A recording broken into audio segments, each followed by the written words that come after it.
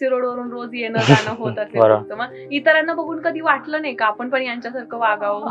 माझी जाणीव होती मला, कारण कसं होतं, माझा जन्म जसं सांगितलं एक रुळेगाव तालुका वेल्हेत झालाय. मग असं तुम्ही विश्वास नाही ठेवणार पण की वेल्हे तालुका पुण्याच्या एवढं 30-45 किलोमीटर जवळ आहे, पण तरी खूपच मागासलेला किंवा दुर्गम भाग आहे तो. शेती वगैरे करायचं पुण्याला आल्यानंतर मग फायनान्शियल स्टेबिलिटी कशी आली? फायनान्शियल कंडिशन मध्ये एवढी चांगली नव्हती. मग माझे पप्पा इकडे तिकडचे काम करायचे. माझे घरातले काका होते, मग त्यांना थोडं दारूचं व्यसन होतं, मग त्याच्यामुळेच त्यांचा मृत्यू पण त्यांचा त्यामुळे झाला. की कास्ट मॅटर करते का? हो, म्हणजे ऑब्विसली भीती पण असते ना मनात, होतंय की नाही होते. जी एअरवन आहे तिचं 5वा अटेम्प्ट आहे, मग ती जर थांबली असती तर ती आता एअरवर नसती झाली. तर माझे वडील म्हणायचे की मी तुला 500 रुपये देतो पण तू 1 तास बोल आमच्याशी, नाही का. असं पण म्हणतात युपीएससी ला इंटरव्ह्यू देताना इंग्लिश किती गरजेचं आहे? इंग्लिश तर कोणाचीच पहिली भाषा नाही, माझी पहिली भाषा मराठी आहे. कॉन्स्टिट्यूशन मध्ये जेवढे 8 शेड्यूल मध्ये जेवढे 22 भाषा आहेत, त्याच्यामध्ये तुम्ही कुठल्याही भाषेमध्ये इंटरव्ह्यू देऊ शकता. डिमोटिवेट करणारे पण खूप लोक भेटतात, तसं कोणी भेटलं तुम्हाला? डिमोटिवेट, कारण की माझं तसं थोडी विपरीत हे होतं, माहिती आहे. डिमोटिवेट नव्हते, कारण मला मोटिवेट करणारे खूप लोक मिळाले होते, कारण की सगळे सेमच आहेत, सगळे म्हणजे आपण सगळे माणसंच आहेत. मग ते काय ते करू शकतात तर मी का नाही. कसं होतं म्हणजे ते म्हणतात ना की बाबा मी युपीएससी क्रॅक केली, 14 तास अभ्यास केला, 16 तास केला, 18 तास केला, तर खरंच असतं का तसं काही? हा, म्हणजे माझ्या बाबतीत तर होतं. म्हणजे आपल्याला लांब वाटतं की हा तो म्हणतो की 14, 15, 16 तास अभ्यास केला, असं होऊच नाही शकत. कसं काय कॉन्सन्ट्रेशन वगैरे होऊ शकतं? सूर्य नाही बघितला? हा, मी सूर्य बघायचो असं नाही. आता तुम्हाला वाटतं का की डिफेन्सचे पण आपण एक्झाम द्याव्या, म्हणजे इकडे पण? ते आता घरचे मारतील मला जर आता 22 तारखेला रिझल्ट आला आणि मग त्याला 600 रुपये गेले. ऑफिसर असेल किंवा कोणी असेल यांच्यासारखं व्हायचं असं तुमच्या काही, तुम्ही कोणाला मानता का त्या टाईप मध्ये? मग तसं जर बघायचं झालं तर आपले Maharashtra Tukaram Munde sir, clean and professional किंवा एफिशियंट ऑफिसर मी बनण्याचा प्रयत्न करतो.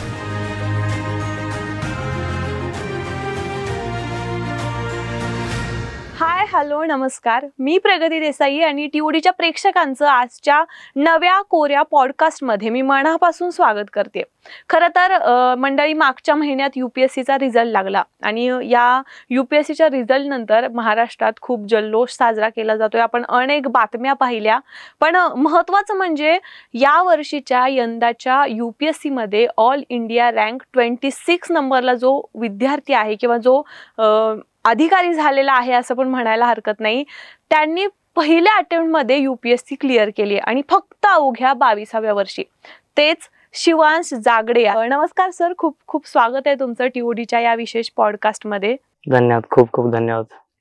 काय सांगाल तुम्ही, युपीएससी कडे येण्याचा डिसिजन तुम्ही कसा घेतला?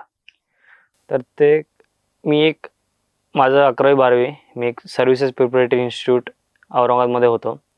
मग तिकडे एक महाराष्ट्र गव्हर्नमेंटचंच इन्स्टिट्यूट आहे ते, म्हणजे जिथं NDA साठी, मग आपल्या NDA खडकवासला इथं आहे. ते कसं आहे की महाराष्ट्रामध्ये NDA आहे, पण NDA मध्ये महाराष्ट्रातली मुलं नाही आहेत. मग त्यासाठी महाराष्ट्र गव्हर्नमेंट ते इन्स्टिट्यूट काढले आणि तिथे 2 वर्ष होतो. तिथं रिटर्न आणि दोन्ही इंटरव्ह्यूची तयारी घेतात.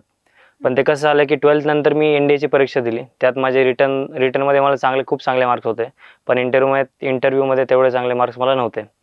मग 12वी माझी 2020 मध्ये कोविड सुरू झाला, मग त्यानंतर माझी 12वी पण 2020 मध्ये झाली. मग त्यानंतर माझे वडील मला असे म्हणले की जर तुला ह्या रिटर्नमध्ये चांगले मार्क पडत आहेत तर तू सिव्हिल सर्व्हिसेस का नाही ट्राय करत. मग त्याच कोविडच्या दरम्यान मग मी सुरू केलं की काय असतं सिव्हिल सर्व्हिसेस, मग त्या अभ्यास काय काय करावं लागतं. मग हळूहळू मग ग्रॅज्युएशन सोबतच मग अभ्यास सुरू केला सिव्हिल सर्व्हिसेस. कसा अभ्यास, स्टार्टिंगला अभ्यास तुम्ही काय केला, कशी प्रिपरेशन केली? म्हणजे तुमचं 12th पण नव्हती कम्प्लीट तेव्हा, तुम्हाला तेवढ्यात आणि कोविड मध्ये म्हटलं तर मग तेवढे अवेलेबल पण नव्हते आपल्याकडे काहीच, तर मग कसं तुम्ही स्टार्ट कसं केली होती? स्टार्टचं कसं होतं, स्टार्ट मला थोडं एक हेड स्टार्ट मिळाला होता. म्हणजे जसं आपण NDAची परीक्षा होईल ती पण UPSC कंडक्ट करते, पण त्या परीक्षेत थोडा बेस तयार होतो. म्हणजे तिथे NDAच्या परीक्षेत एक 900 मार्काचा पेपर असतो, तो एक 600 मार्क जनरल नॉलेजचा पेपर असतो. त्या जनरल नॉलेजच्या पेपरमध्ये हिस्ट्री, जिओग्राफी, पॉलिटी असे सगळे विषय असतात. मग तिथनं तो एक बेसिक लेवलचं सगळं लागतं, ते माझं झालेलं आधीच. मग तो एक फंडामेंटल तयार होते सगळे. फक्त आता UPSC वरती जम्प करायचं म्हणलं, जे काही UPSC स्टँडर्ड बुक्स आहेत मग त्याच फक्त प्रिपेअर करणं. मग तिथनं हळूहळू मग ते काय आलं, कोरोनामध्ये असं बघितलं काय असते UPSC, IAS काय असतं, काम काय असतं. आणि मग ते यूट्यूबवरती जर तुम्ही बघसाल, यूट्यूबवरती असं आहे की खूप चांगल्या गोष्टी पण शिकू शकतात आणि वाईट गोष्टी पण तुम्हाला शिकायला आहेत. मग ते चांगल्या गोष्टीमध्ये बरेचसे टॉपर टॉक्स अवेलेबल आहेत यूट्यूबवरती. मग ते सगळे माझ्यासोबत अजून मित्र पण प्रिपेअर करत होता. मग त्यामुळे दोघांनी असे बरेचसे 10-15 टॉपर टॉक्स बघितले की त्यांनी कसा अभ्यास केलाय, काय असती परीक्षा, कुठले कुठले पुस्तक वाचायला लागतात, अप्रोच काय असायला लागतो, किती वेळा अभ्यास करायला लागतो, हे सगळं प्रत्येकाचं बघून मग स्वतः तरी ठरवून काय करायचं, मग तसं हळूहळू एक एक एक पुस्तक घेऊन मग तसा अभ्यास सुरू केला ग्रॅज्युएशन सोबत. पण असं वाटलं एनडीए कडे म्हणजे डिफेन्स तुम्ही ती क्रेज असेल किंवा काहीतरी असेल म्हणजे डिफेन्स मध्ये जायचं हा तुमच्या समोर मोटिव्ह असेल आणि त्याच्यानंतर अचानकच युपीएससी स्टडी करताना तुम्हाला काही असं फरक जाणवला का? हा, फरक तर कसं होतं, कारण की नेचरच वेगळं आहे.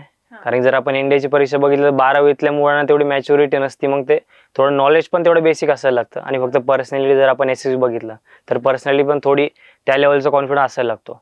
युपीएससी कसं आहे, थोडी ग्रॅज्युएशन म्हणून तर मिनिमम एज युपीएससीचं 21 आहे, त्यानंतर थोडी मॅच्युरिटी यायला लागते, ग्रॅज्युएशन असायला लागतं. मग ते परीक्षेचं नेचर वेगळं आहे. आणि युपीएससी मध्ये थोडं एक आपलं सगळ्या बाबतीत आपल्याला थोडी थोडी गोष्टी माहिती असायला लागतात. असं आता समजा ते एक्सचेंज रेट खाली गेला तर त्याचा गरिबांवरती काय परिणाम होणार आहे, मग तसं एक बेसिक अंडरस्टँडिंग, आपल्या सराउंडिंग्स अवेअरनेस खूप लागते युपीएससी मध्ये. एनडीए मध्ये तेवढं नाही. एनडीए मध्ये तुम्हाला एक साधं फक्त नॉलेज लागतं सगळ्याचं, आणि एक मग तुमचा कॉन्फिडन्स किंवा पर्सनॅलिटी तेवढी लागते, कारण की दोन्हीमध्ये इक्वल वेटेज आहे, एक्झाम, रिटर्न आणि इंटरव्ह्यू मध्ये, म्हणून शिस्त जास्त लागते. हो बरोबर. आणि मग त्याच्यानंतर तुम्ही युपीएससी कडे आलात, त्यानंतर तुमचं कॉलेज वगैरे, कॉलेज मध्ये कसा अभ्यास सुरू ठेवला? ते कसं होतं, कोविड एक पहिली वेव आली, दुसरी वेव आली. मग माझं ग्रॅज्युएशन झालं 2023 मध्ये ग्रॅज्युएशन झालं माझं. मग सुरुवातीचे 1-1.5 वर्ष घरीच गेले, म्हणजे गावाला होतो आम्ही 1.5 वर्ष. एक पानशेतच्या अलीकडे रुळे म्हणून गाव आहे, वेल्हे तालुक्यात, मग तिथं माझं गाव आहे. मग तिथंच कोविडच्या टाइमला गावालाच होतो. कॉलेज काय ऑनलाईन टेस्ट व्हायच्या, सगळं ऑनलाईनच होतं. ते गावाला तेवढा टाइम मिळाला. आणि शेवटची फक्त माझा शेवटचे 1.5 वर्ष कॉलेजमध्ये घालवले. मग तेव्हा पण फक्त जास्त वेळ नाही गेलो मी. जर कुठले चांगले लेक्चर असले किंवा टेस्ट असले, असाइनमेंट द्यायची असली किंवा परीक्षा असली तरच कॉलेजला जायचो, नाहीतर मग साईड बाय साईड माझा अभ्यास सुरूच होता. मग कॉलेजला जाताना एकदमच वेगळंच कल्चर तुमचं, कारण तुम्ही एक तर 2 वर्ष एनडीए करत होता, प्रॉपरली डिसिप्लिन तुम्ही फॉलो केले असतील. त्यानंतर कोविड नंतर कॉलेज 1-1.5 वर्ष केलं नाही, त्यानंतर एकदमच तुम्ही कॉलेज, म्हणजे एकदम स्कूल नंतर डायरेक्ट तुम्ही कॉलेज मध्ये आल्यानंतर काही फरक जाणवला की बाबा हे लोक असे वागतात आणि मी असं करतोय वगैरे? माहिती कसं होतं की 12वीला आम्ही एसपीआयला होतो, सांगितलं तुम्हाला. मग ते एसपीआय मध्ये जे आमचे मित्र होते 4-5 मित्र, तेच माझ्यासोबत फर्ग्युसनला आले माझ्याच डिपार्टमेंटमध्ये. मग त्याचं तिथं जाऊन काही वेगळं काय वाटलं नाही की आपण नवीन एन्व्हायरमेंट मध्ये. आमचा तोच ग्रुप होता, मग तो ग्रुप वाढला, म्हणजे अजून मुलं आले.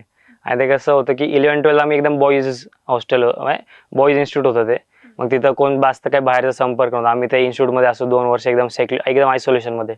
मग ते कॉलेजमध्ये आलो, एकदमच नवीन सगळं एन्व्हायरमेंट मिळतं. आधी कसं एकदम सगळं क्लोज होतं, इथं सगळं ओपन असतं, तुम्ही घरी जाता, म्हणजे काही एकदम फ्रीडम खूप असतं. मग ते सुरुवातीला थोडं कोप करायला किंवा मग असं एन्व्हायरमेंट वेगळं असल्यामुळे सुरुवातीला थोडा फरक वाटला, पण नाही नंतर मित्र झाले, सगळं ग्रुप झालं, मग त्यानंतर एवढा काही फरक वाटला नाही कॉलेज. तरी पुण्यासारख्या सिटीमध्ये राहणं, तुम्ही फर्ग्युसन कॉलेजला होता, एफसी रोड वरून रोज येणं जाणं होत असेल तुमचं, मग इतरांना बघून कधी वाटलं नाही का आपण पण यांच्यासारखं वागावं, किंवा आपण, तुम्ही अभ्यास करत असणार आणि बाकीचे लोक एन्जॉय करत असतील, तर तो एक एज ग्रुप असतो, त्या टाइम मध्ये तुम्हाला पण असं वाटलं असेलच ना यांच्यासारखं आपण एन्जॉय करावं म्हणून? ते कसं होतं की एक माझी जाणीव होती मला, कारण कसं होतं, माझा जन्म जसं सांगितलं एक रुळेगाव तालुका वेल्हेत झालाय. मग ते असं तुम्ही विश्वास नाही ठेवणार, पण की वेल्हे तालुका हा पुण्याच्या एवढं 30-45 किलोमीटर जवळ आहे, पण तरी खूपच माग असलेला किंवा दुर्गम भाग आहे तो. शिक्षणाचे काही तिथे एवढे अपॉर्च्युनिटीज नाही आहेत. मग त्यासाठी माझा जन्म झाला, आणि तेव्हा परिस्थिती थोडी पण अशी होती की म्हणजे माझे घरातले काका होते, मग त्यांना थोडं दारूचं व्यसन होतं, मग त्याच्यामुळेच त्यांचा मृत्यू पण त्यांचा त्यामुळेच झाला. मग तशी परिस्थिती, मग ते फायनान्शियल कंडिशन मध्ये एवढी चांगली नव्हती. मग माझे पप्पा तिकडचे कामं करायचे. मग त्यासाठी माझ्या आणि माझ्या मोठ्या बहिणीच्या शिक्षणासाठी आम्ही मग इथं पुण्यात शिफ्ट झालो. मग त्या परिस्थितीमध्ये पण आमच्या दोघांना चांगलं शिक्षण दिलं.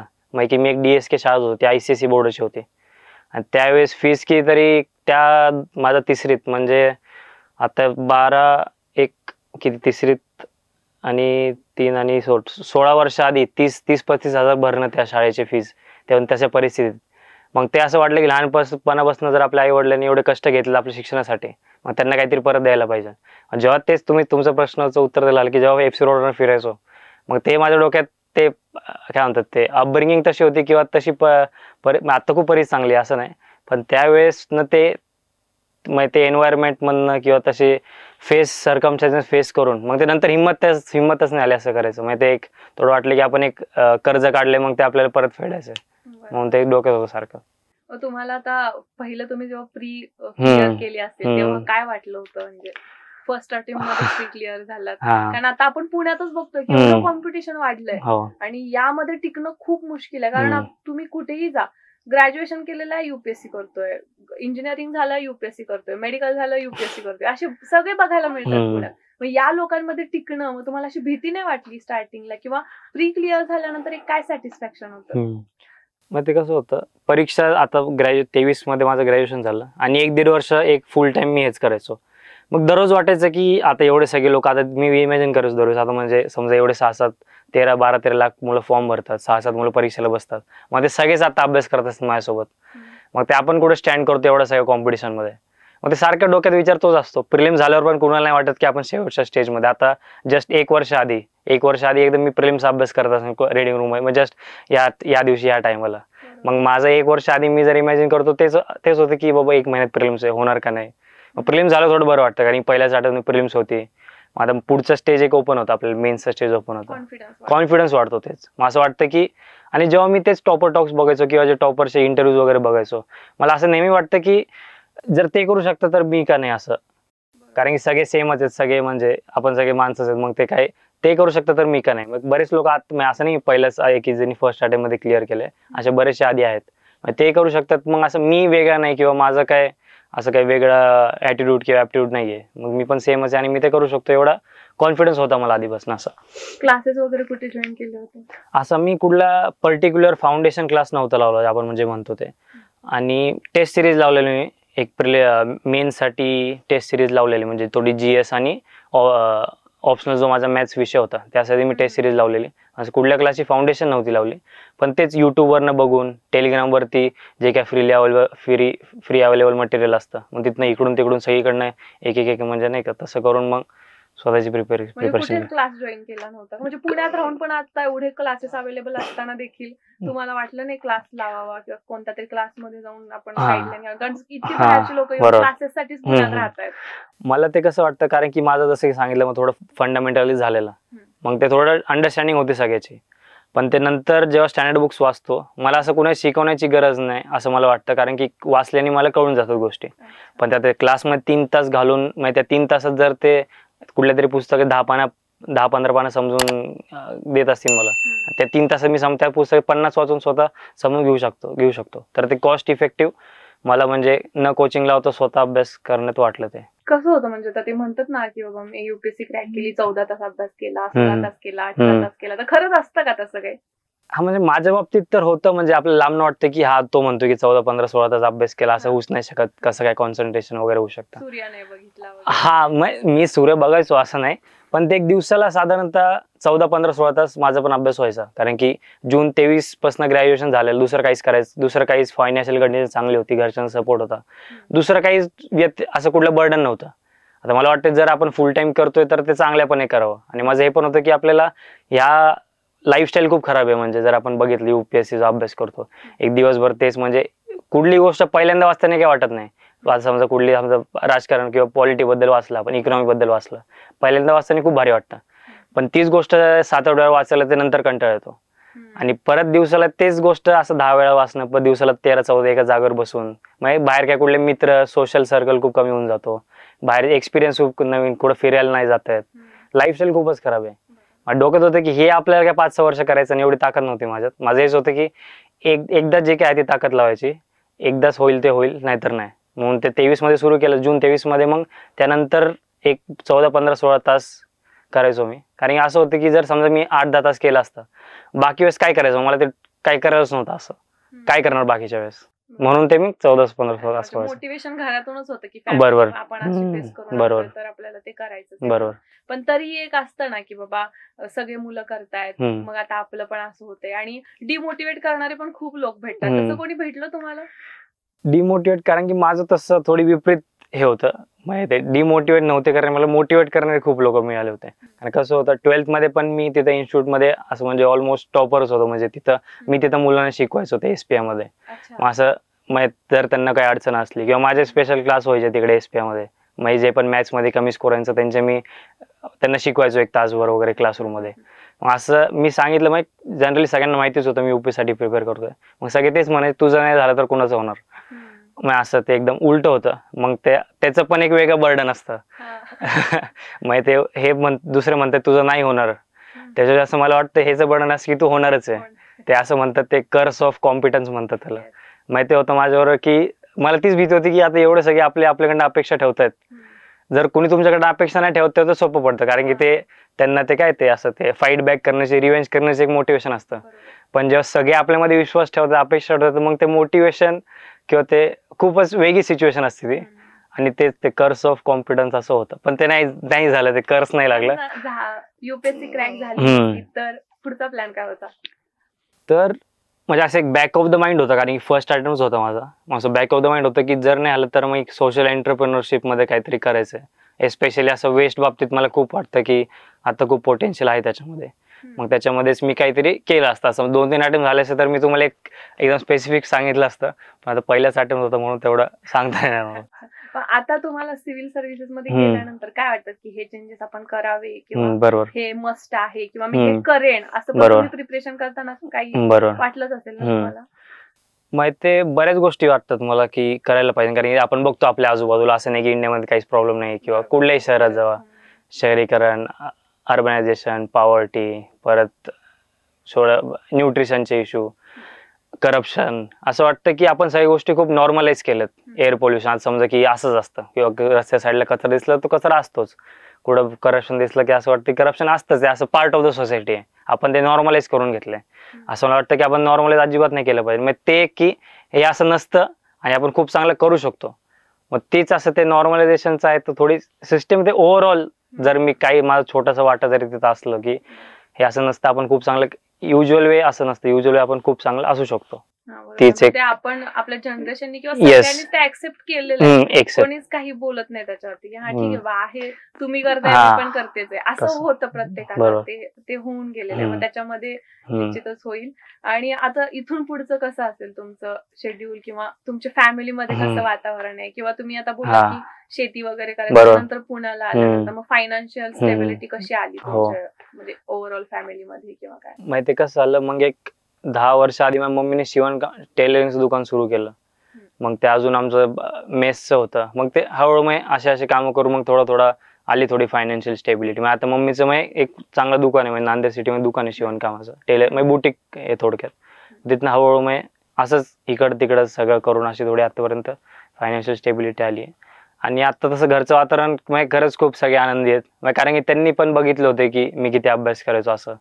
म्हणजे असे वडील, मी आता 1.5 वर्षात जे म्हणलो मी एकदम 14-15-16 तास अभ्यास करायचो, तर माझे वडील म्हणायचे की मी तुला 500 रुपये देतो पण तू 1 तास बोल आमच्याशी, नाही का असं. मग ते त्यांना पण वाटायचं की एवढं कमी कर अभ्यास किंवा रात्री घरी लवकर ये, असं त्यांना वाटायचं. पण त्यांनी माझे कष्ट बघितले, मग त्यांना ते सगळ्यांना आनंद वाटतो की एवढे जर कष्ट केले तर त्याचं फळ मिळायला कधीही चांगलं असतं. म्हणजे ते फॉर्च्युनेटली ते होऊन गेले म्हणून ते सगळेच आनंदी आहे. सगळ्यांना घरचे पण क्लोज रिलेटिव्ह, परत गावातले सगळे. आता एक रिझल्ट लागून 10 दिवस झालेत, मग सगळ्या भागातले, आमच्या वेल्हा तालुक्यातले, आजूबाजू तालुक्यात सगळे गावातले लोक येतात, मग अभिमानाने येतात. मग असं त्यांच्या मला पण असं कधी भरून येते की नाही का आपण मी केलंय, पण तरी एवढ्या सगळ्या लोकांना माझा आनंद भेटतो किंवा त्यांच्यासाठी एक अभिमानास्पद गोष्ट आहे, म्हणून ते बरं वाटतं. तुम्हाला असं काही डिफरन्स जाणवतं की तुम्ही प्रिपरेशन करायचं तेव्हा लोकांसोबत असणार बिहेवियर किंवा लोकांचं तुमच्यासोबत असणारे बिहेवियर, आणि आता तुम्ही फायनली ऑफिसर झाले आहात त्यानंतरचं बिहेवियर, यामध्ये काही डिफरन्स? मग नक्कीच आता आपलं सामाजिक स्थितीच तशी, आणि म्हणजे IAS किंवा सरकारी नोकरी, म्हणजे IAS असं कन्सिडर असं टॉप ऑफ द पिरामिड जे गव्हर्नमेंट स्ट्रक्चर आहे. आता लोकांना तेच वाटतं की IAS एवढं भारी झालंय, मग ते लोक पण ते त्या एक्सपेक्टेशन, आधी जे मला ओळखीचे नव्हते, म्हणजे तसे पण असं नाही की त्यात की वाईट आहे, पण खूप सारे लोक आले भेटायला, म्हणजे तसं एक दृष्टिकोनच बदलून जातो. मग आपल्याकडे पॅरेंट्सकडे बघण्याचं किंवा माझ्याकडे बघण्याचं ते दृष्टिकोन बदललंय असं ते झाल्यानंतर. मग आणि ते एक भीती पण असते ना मनात, होतंय की नाही होते, आणि एकदम इंटरव्ह्यू देऊन आलो आणि नाही झालं तर ते पूर्ण असं खाली पडल्यासारखं होतं. बरोबर, ती एक भीती असेलच ना मनात कुठेतरी. ती खूपच भीती होती, कारण की पहिलं झालं नव्हतं जसं सांगितलं, आणि हे नव्हतं माहित की कसं इंटरव्ह्यू दिला, किंवा आता मेन्सचं पण असतं, मेन्सचे लिहून आन्सर, डिस्क्रिप्टिव्ह पेपर असतो, 3 तास लिहून सगळे काढायचं असतं. ते नव्हतं माहिती कसं लिहिलं कसे मार्क्स मिळतात, ते कोरिलेशन नव्हतं माहित. इंटरव्ह्यू पण बाबा असं गेल्यावर आपले साधारण एवढे मार्क मिळू शकतात, मग ते कोरिलेशन नव्हतं माहित. मग ते खूपच अनसर्टन्टी होती. मग शेवटच्या दिवसापर्यंत मी ते मेन्सचे 7 पेपर असतात, मग स्वतः अंदाजाने मार्क्स ऍड करून किंवा आपल्या किती येऊ शकतो असं मी स्वतःला AR1 तर डायरेक्ट लिस्टच्या बाहेर पण असं ते दोन्ही एक्स्ट्रीम होते. माझं AR1 पण होऊ शकतो आणि मी लिस्टच्या बाहेर पण होऊ शकतो, दोन्ही एक्स्ट्रीम असे होते. पण तेवढं नाही आलं. आणि अनसर्टन्टी म्हणायचं गेलं तर 22 तारखेला असं माहिती होतं रिझल्ट येणार आहे, आणि 21 तारखेला MPSC राज्यसेवेचा तो शेवटचा दिवस होता पैसे भरण्याचा, फीस भरण्याचा. त्या आदल्या 21 तारखेला मी 600 रुपये भरले होते त्याचे, आणि काही सर्टन नव्हतं की होणार का नाही, काय होईल. मग 22 तारखेला रिझल्ट आला आणि मग त्याला 600 रुपये गेले वाया. बरोबर आहे, 600 रुपये वाया. पण आता तुम्ही ठीक आहे MPSC तर नाही, पण आता तुमचं एक होतं NDA मध्ये जायचं वगैरे, तर आता तुम्हाला वाटतं का की डिफेन्सचे पण आपण एक्झाम द्याव्या, म्हणजे इकडे पण सिव्हिल सर्व्हिसेस मध्ये करताना पण? नाही, ते आता घरचे मारतील मला जर आता एवढं IAS पद आले आणि मग त्यानंतर डिफेन्स कडे गेलं म्हणल्यावर ते हेच. आता तुम्ही म्हटलात की जसं की क्लास तुम्ही कोणतेच केलेत वगैरे, इंटरव्ह्यू साठी पण प्रिपरेशन किंवा बाकीच्या थेअरी एक्झाम आहेत त्या क्लिअर करू शकतो, पण इंटरव्ह्यूला कॉन्फिडन्स किंवा बाकी सगळे समोरच्या व्यक्तीला हँडल फेस करणं असेल, हा सगळा जो कॉन्फिडन्स आहे, किंवा याची तुम्ही कुठून तयारी केली किंवा कोणी गाईड केलं तुम्हाला? मग ते कसं असतं, प्रिलिम्स आणि मेन्सचं तुम्ही सेल्फ स्टडी करू शकता, पण इंटरव्ह्यू साठी कसं, इंटरव्ह्यूचं असं आहे की आता समोर मी तुमच्या बसलोय, मग तुम्ही मला जज करणार आहे. मग इंटरव्ह्यू साठी नक्कीच दुसऱ्यांचं गायडन्स किंवा दुसऱ्यांची मेंटरशिप वगैरे लागते. मोस्टली 2-3 ठिकाणी कसं दिल्लीला ते फ्रीली ते मॉक इंटरव्ह्यू करून घेतात इन्स्टिट्यूट्स, आणि स्पेशली 2 ठिकाणी मला खूप चांगली मदत झाली. पहिलं म्हणजे एक IPS ऑफिसर आहेत महेश भागवत म्हणून, ते तेलंगणाचे ॲडिशनल DGP आहेत. त्यांचं एक व्हॉट्सअपवरती मेंटरशिप ग्रुपच आहे. मग आधीचे पण जे महाराष्ट्रातनं किंवा बाहेरचे ऑफिसर्स आहेत ते सगळे आम्हाला मग गाईड मेंटर करतात. मग करंट अफेअर्स बाबतीत झालं किंवा कुठला एक टॉपिक झाला, मग त्याचे खूप गाईड करतात. मग त्यांच्या ग्रुपमध्ये मी होतो. त्यांनी पण एक 1-to-1 सेशन घेतलेले माझे भरपूर. मग तसं डॅफ सेशन होतं, मग त्यांनी खूप मदत झालेली. आणि अजून एक ज्ञान प्रबोधिनीमध्ये मी होतो. ज्ञान प्रबोधिनीचा इंटरव्ह्यू प्रोग्राम होता प्रेरणा म्हणून, त्यात मी होतो. तिथं पण त्यांचे वेगवेगळे कोर्सेस किंवा इंटरव्ह्यूसाठी काय स्पेशल लागतं, मग त्या गोष्टी दोन्हीमधनं मला मदत झाली. आणि प्लस ते मॉक इंटरव्ह्यू दिले होते, त्यांनी थोडा कॉन्फिडन्स किंवा फॅमिलिअरिटी झाली, कारण कोणी पण इंटरव्ह्यू पहिल्यांदा जात असतो, मग तिथं थोडं एन्व्हायरमेंटशी थोडं फॅमिलियर झालं, मग ते बरं पडतं त्यावेळेस.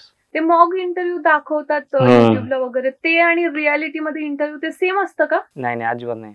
ते मॉक इंटरव्ह्यू मध्ये खूपच ते ड्रामाटाइज करतात, कारण की ते नंतर ते युट्यूबवरती व्हिडिओ टाकतात, मग त्यांना पण त्यांची पॉप्युलरिटी हवी असते. मग ते मी तुम्ही बरेच मॉक इंटरव्ह्यू बघितले असेल, ते रील्स वर ते चालतच असतात. मग ते विचारतात त्या इथं पाण्याचा ग्लास आहे त्याला प्रपोज करून दाखव, माझे काही भलतेच इरिलेव्हंट. आणि UPSC मध्ये कधीच आतापर्यंत UPSCच्या इतिहासात न विचारलेले प्रश्न तिथं विचारतात, तसं होतं. रिअल इंटरव्ह्यू एकदम आपण कसं बोलतो आता, एकदम नॉर्मल डिस्कशन होतं आपलं, सेम तसंच इंटरव्ह्यू जातो. तुम्हाला इंटरव्ह्यूत कोणती अशी भीती वाटली होती की बाबा हा क्वेश्चन, किंवा दिल्यानंतर किंवा देण्याआधी पण? देण्याआधी तर भीती वाटणारच बरोबर, पण दिल्यानंतर की हा क्वेश्चन जरा मला असं वाटतंय की लागेल करेक्ट, माझं थोडं चुकलं असं वाटलं? इंटरव्ह्यू माझा कसं साधारण 20-25 मिनिटं चालला माझा, आणि त्यात असं मला एकदम जनरल, म्हणजे की आता पुणे आणि दिल्लीमध्ये तुला काय फरक वाटतो, आता माझ्या ह्याच्यामध्ये फुटबॉलचा विषय होता, मग तू फुटबॉलला कुठल्या पोझिशनवरती खेळतो, जिम मध्ये काय करतो, असे साधारणतः असे प्रश्न होते. एक 5 ते 10% प्रश्न असे होते, थोडे फॅक्च्युअल टाईप होते. आता मला विचारलेलं की ते एक लोकपाल आणि सेंट्रल व्हिजिलन्स कमिशन काय फरक असतो, दोन्ही सेमच आहेत तर वेगवेगळे का केले, असे 2-3 एक असा प्रश्न होता की जर डोनाल्ड ट्रम्पनी हे डिक्लेअर केलेलं की कॅनडाला त्याचा 51st USA स्टेट बनवायचा, समजा इंडियानी तसं डिक्लेअर केलं बांगलादेशला किंवा नेपाळला तसं म्हणलं की आता बांगलादेश आपला नवीन स्टेट होणार, तर काय रिॲक्शन होईल. मग ते असे थोडेफार प्रश्न होते की माझे उत्तर तिकडं सॅटिस्फॅक्टरी नव्हते किंवा माझ्याप्रमाणे मी अजून चांगले देऊ शकलो असतो, तसं होतं. असं पण म्हणतात UPSC ला इंटरव्ह्यू देताना इंग्लिश किती गरजेचं आहे? ते कसं इंग्लिश आणि हिंदीमध्ये इंटरव्ह्यू, त्यांना इंग्लिश हिंदी दोन्ही कळतं असे, माहिती ते नॉर्थ साईड असं म्हणून त्यांना हिंदी ते फ्लुएंट असतात. तुम्ही बाकीच्या भाषेत पण इंटरव्ह्यू देऊ शकता, म्हणजे आपल्या कॉन्स्टिट्यूशन मध्ये जेवढे 8 शेड्यूल मध्ये जेवढे 22 भाषा आहेत त्याच्यामध्ये तुम्ही कुठल्याही भाषेमध्ये इंटरव्ह्यू देऊ शकता, तिथे ट्रान्सलेटर असतो त्यांचा. पण जर समजा इंग्लिश किंवा हिंदीमध्ये दिला तर ट्रान्सलेटर जर ते इमोशन्स नाहीत बोलताना, नक्की जर इंग्लिश हिंदीमध्ये दिलं तर तेवढं एक बॅरियर नसतं, लँग्वेज बॅरियर नसतं. बाकीच्या भाषेत दिलं असं मला वाटतं, पर्सनल ओपिनियन आहे की थोडंसं एक लँग्वेज बॅरियर असतं, कारण की एक आपलं जे बोलतोय ते एका माणसा थ्रू जातं, ते चायनीज विस्पर थोडक्यात म्हणतो, मग आपल्याला जे बोलायचं ते असं 100% त्यांच्यापर्यंत नाही पोहोचत. पण हे मस्ट आहे का की UPSC क्रॅक करणाऱ्याला इंग्लिश येणं गरजेचंच आहे असं आहे का? नाही नाही, गरजेचंच असं नाहीये, कारण की बरेचसे हिंदी माध्यमांना पण देतात अख्खी प्रोसेस, प्रिलिम्स मेन्स इंटरव्ह्यू देतात. पण असं मला वाटतं की थोडं UPSC थोडं एक बायस्ड नेचर आहे. मग एक की थोडं इंग्लिश वाल्यां, आता बघा जर तुम्ही 1000 लोकांची फायनल लिस्ट लावली त्यामुळे ऑलमोस्ट सगळ्यांनी म्हणजे एक 60-70% जास्त मुलांचं इंग्लिश मिडियम असेल. मग जर आपण आपल्या इंडियामध्ये किती भाषा आहेत, इंग्लिश तर कोणाचीच पहिली भाषा नाही, माझी पहिली भाषा मराठी आहे, सेकंड लँग्वेज इंग्लिश आहे. मग तसे ज्यांची पहिली भाषा इंग्लिश नाहीये आणि जर 70% लोक इंग्लिश मधनं क्वालिफाय करतात तर नक्कीच कुठं म्हणजे एक, आता मी ग्रामीण भागातनं एक विद्यार्थी होतो, हक्क शिक्षण माझं तर इंग्लिश मिडियमच झालं म्हणून थोडं ऍडव्हान्टेज होतं. ग्रामीण भागातनं विद्यार्थी आला त्याचं हक्क शिक्षण मराठीमधनं झाले. सर्टनली थोडं डिसएडव्हान्टेज असतं UPSC मध्ये, कारण की तसे नोट्स नसतात मराठीमध्ये किंवा जे वर्ड असतात ते नाही सापडत मराठीमध्ये काय लिहायचं कसं असतं.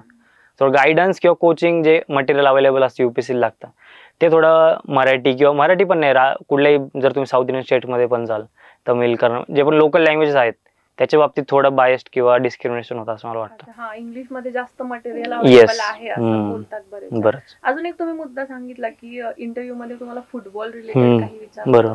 तुम्ही फुटबॉल खेळत होता का? हो, म्हणजे मी फुटबॉलमध्ये खूपच आवड होती मला लहानपणापासून.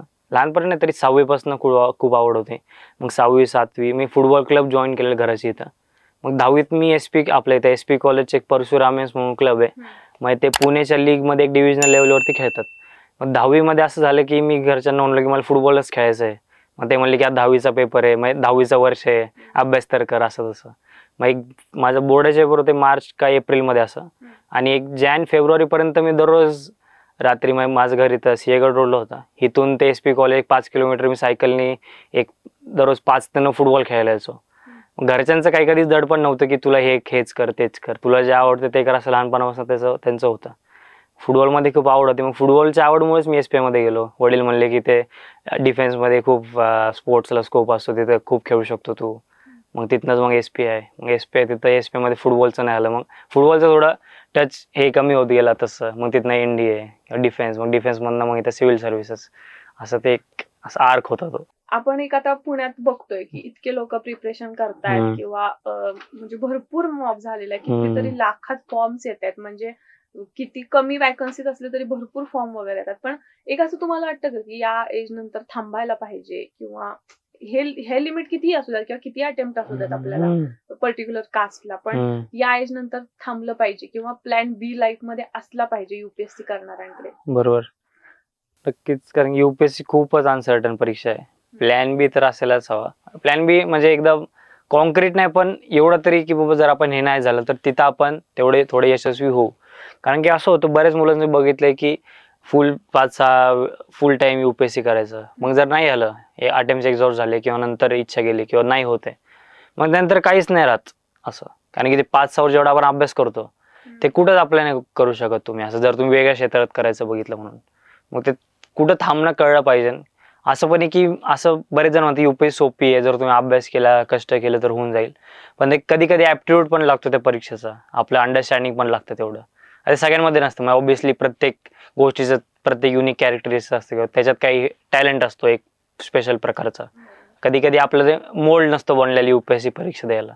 मग ते जितकं लवकर आपल्याला कळतंय की बाबा आपण नाही बनलो किंवा आपल्यासाठी नाहीये आणि आपल्या चुका कुठं होतात, त्याच्यात थांबायचं कुठं. मग कुठं थांबायचं कळलं स्वतः, मग काही देतात. आता जी AIR-1 आहे तिचं 5वा अटेम्प्ट आहे, मग ती जर थांबली असती तर ती आता AIR-1 नसती झाली. तिला ते माहिती होतं की आपण जर केलं, आपण आपल्या चुका सुधारल्या तर आपण होऊ शकतो पुढे असं. किंवा मग काही मग ते स्वतःशी खोटं नाही बोलायचं किंवा being true to yourself असं. काही फक्त अभ्यास न करता फक्त अटेम्प्ट घालवत राहायचे, म्हणजे असं घरच्यांना वेगळं बोलायचं, इथं वेगळं करायचं. मग स्वतःशी खरं बोललं पाहिजे. आणि if you are being true to yourself, मग ते तुमच्यावर येते. एज तुम्हाला काय वाटतं, एक सर्टन एज हे एज लिमिट आहे बाबा, तुम्ही इथं थांबा? एक 28, 29, 30 या वयात. कारण की कसं आहे, हे सांगणं पण चुकीचं आहे, कारण की काही लोकांच्या नंतर इंटरेस्ट येतो, कारण की काही जॉब करतात, मग ग्रॅज्युएशन होतं, मग 3-4 वर्ष जॉब कर, मग त्यांना वाटतं की हे बस सॅटिस्फाईंग नाही करते, आपल्याला काहीतरी दुसरं, आपल्याला सोसायटीसाठी काहीतरी करायला लागेल. मग त्यानंतर त्यांना कळतं UPSC परीक्षा असते. 2018चे टॉपर होते AIR-1 कनिष्क कटेरिया म्हणून, ते जापानमध्ये जॉब केला, 5-6 वर्ष जॉब केला आणि मग ते इथं सिव्हिल सर्व्हिसेस कडे आले. बऱ्याच जणांचं मग ते इंडिव्हिज्युअल UPSCच्या प्रिपरेशन मध्ये एक 6 वर्षापेक्षा जास्त नाही घालवायला पाहिजे. किती असो मग ते, आता मी पण समजा 22 वयापासून सुरू केलं, समजा मी 28 पर्यंत तेच करत गेलो, मग तेव्हा मला 28ला थांबायला पाहिजे. समजा एक 26-27 पासून सुरू करतोय, मग त्याला एक 32-33 पासून म्हणजे ते 5-6 वर्षापेक्षा 5-6 वर्षाला डोक्यावर पाणी, त्यापेक्षा नाही. आणि एक महत्वाचा प्रश्न म्हणजे हम्म. तो आता सगळीकडे सुरू आहे की कास्ट मॅटर करते का युपीएससी मध्ये? हो, म्हणजे ऑब्विसली, कारण की समजा जर आपण बघितलं तर 77% ओबी साठी रिझर्वेशन आहे. SC ST साठी मग तेवढं त्यांचं आहे, म्हणजे 15 आणि 17.5 मला नीट आठवत नाही आता.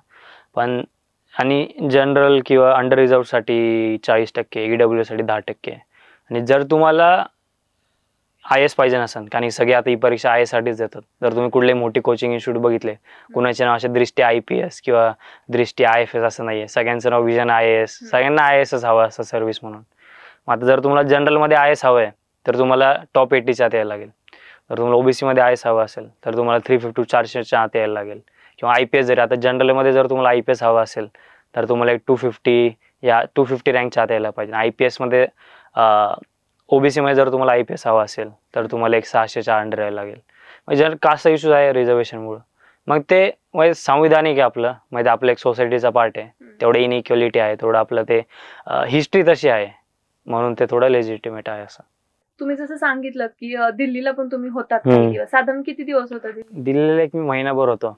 इंटरव्ह्यू माझा 21 मार्चला होता. ऑलमोस्ट मार्चच्या महिन्यामध्ये दिल्लीमध्येच काढलं होतं. कसं वाटलं मग आपल्या इकडे आणि दिल्लीमध्ये काय फरक वाटला? दिल्लीमध्ये कसं प्रचंड लोक आहेत आणि सगळे एकदम असं ते कॉस्मोपॉलिटन सिटी म्हणतो असं, ती खरं असं ट्रू कॉस्मोपॉलिटन, कारण की ते नॉर्थ ईस्टचे लोक, बाहेर फॉरेनर्स, महाराष्ट्रातले, आंध्र, तमिळ, तेलुगू, सगळे, राजस्थान, सगळे तिथं तुम्हाला सगळे आजूबाजूला दिसतील. आणि मग तिथं असं ते गव्हर्नमेंट स्ट्रक्चर बघून एक वेगळं वाटतं, कारण की आपण माहिती की सरकार असं असतं, गव्हर्नमेंट असतं, प्रधानमंत्री असं असतं. पण ते जाऊन ते बघतो जेव्हा आपण ते गव्हर्नमेंट बिल्ड, राष्ट्रपती भवन बघतो, सगळं ते बाबा हितनं असं सगळं चालतं, असं अख्खे इंडिया सगळं इथनं चालतं, मग ती एक गोष्ट वेगळी वाटते. आणि लोक म्हणतात ना की थोडी रागीट लोक आहे. आपल्या इथं कसं पुण्यात जर आपण बघितलं, आपण रस्त्याने जात जरी तर एकमेकांकडे बघून हसतो किंवा नाही का, काय चाललंय कसं चाललंय. तिथं कसं एकदम थोडंसं ऐकलं तरी लगेच भांडणावरती उतरणे असे लोक आहेत. तो राग आहे असं मनात, थोडासा ते फ्रस्ट्रेशन वाटतात तिथले कुठले. आपण जनरली कोणी असं हसताना बघणार नाही तुम्हाला असं रस्त्यावरती किंवा एकमेकांना की काय चाललंय कसं चाललंय, तसं नाहीच तिकडं. दिल्लीत कुठे होता एक्झॅक्टली? दिल्लीमध्ये मी ओल्ड राजेंद्र नगर मध्ये होतो. माझा मित्र तिथं राहतो, मग त्याच्या इथंच मी होतो. तसंच आहे माहोल हो. मूवी मध्ये असं दाखवतात त्याच टाइप मध्ये. मग तसं आहे असं की एक एवढीशी रूम असेल, एवढी इथून मागं, तिथं 8,000 भाडं फक्त. मग फक्त तो झोपायला यायचा तिकडे. पण एकदमच असं ते तिकडे सगळे जे लँडलॉर्ड असतील किंवा तिकडे सगळी जी इकोसिस्टम आहे ना, कोचिंग वाली म्हणा, एकदम बारीक जे काही बिझनेस करत असेल तिकडे, मग असं ते मुलांचं रक्त पिणं नाही का, असं म्हणजे एकदम पैशाच्या स्वरूपात ते लूटमार ते चालू आहे अख्खे. तुम्हाला तिथे राहताना कसं वाटत होतं, म्हणजे की नाही राहू वाटलं तिकडे किंवा तिथे करू वाटलं स्टडी वगैरे, तसा माहोल वगैरे? माहोल स्टडीचं कसं आहे, तिथं करणारी फक्त जे आपापले गप बसून अभ्यास करतात, जे नाही करणारी मग ते रस्त्यावरती तुम्हाला सापडतील, असं दिवसभर बाहेर असं तसं. करणारे करतात अभ्यास, कारण की तिथं कसं थोडं दुसऱ्या लोकांना बघून की नाही का हा अभ्यास, एवढे सगळे लोक अभ्यास करतात, मग थोडं प्रेशर पण येतं. आणि हे पण आहे की काही काहींना समोर फिजिकली टीचिंग म्हणजे ऑफलाईन टीचिंग लागते, की समोर मला शिकवायला पाहिजे, मगच मला लक्ष लागतं. काही ज्यांची तशी सिच्युएशन असते किंवा तसं इन्क्लिनेशन असतं, त्यासाठी दिल्ली चांगलीच आहे. मला तिथनं असं एवढं राहावंसं नाही वाटलं, कारण की जेवण पण तिथं असं एवढं काही चांगलं नव्हतं, जेवणाचं मेन. आणि परत तिकडे पोल्युशन पण एवढं आहे. आता मी उन्हाळ्यात गेलो, मग ते ऊन पण तेवढं खूप होतं, मग ते राहण्याला एक असं मला नाही वाटलं जेवढं एक असं वाटेल ना, तुम्ही जेव्हा गेला होता तेव्हा एक स्टुडंट म्हणून, आता जेव्हा जाईल तेव्हा नक्कीच वेगळी असेल. किंवा मग असं पण काही असेल ना तुम्हाला की याच्यासारखं व्हायचंय म्हणून मोटिवेशन, तुम्हाला कोणी ऑफिसर असेल किंवा कोणी असेल की यांच्यासारखं व्हायचं, असं तुमच्या काही तुम्ही कोणाला मानता का त्या टाईप मध्ये? मग तसं जर बघायचं झालं तर आपले महाराष्ट्र तुकाराम मुंडे सर, मग त्यासारखे की अनकॉम्प्रोमाइजिंग जे म्हणतो की काम म्हणजे कामच. मग माझं थोडं एक असं क्लीन अँड प्रोफेशनल किंवा एफिशियंट ऑफिसर मी बनण्याचा प्रयत्न केला, कारण की थोडं यंग पण, आणि मग तेवढं मला टेक्नॉलॉजीचा वापर किंवा मग तेवढं ते एक एनर्जी म्हणतो किंवा एन्थुझियाझम जे म्हणतो ते आहे, आणि तेच जेवढं माझ्याकडनं पॉसिबल आहे तेवढं मी करेल असं. अच्छा, निश्चितच सर तुम्हाला पुढच्या वाटचालीसाठी आमच्याकडून खूप खूप शुभेच्छा, आणि वेळात वेळ काढून आमच्याकडे आलात आणि आमच्यासोबत चर्चा केली त्याबद्दल तुमच्या मनापासून आभार. खूप खूप धन्यवाद.